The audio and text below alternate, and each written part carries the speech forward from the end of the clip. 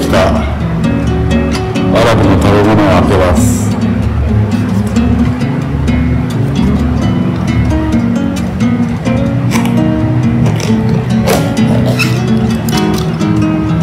これはタブーレですね。パセリとかトマト、レモン入ってますね。あとこの白いつぶつぶ、なんていうのかな、お米みたいなやつ、キヌアだと思います。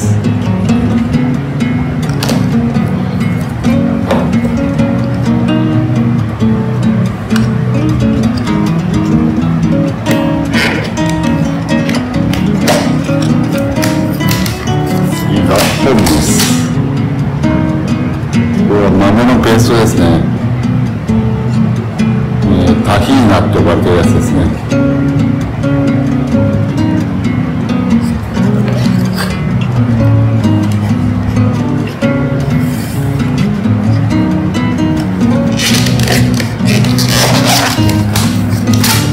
ババガンヌージュ、これ焼きナスのサラダみたいな感じ、ペーストというかです。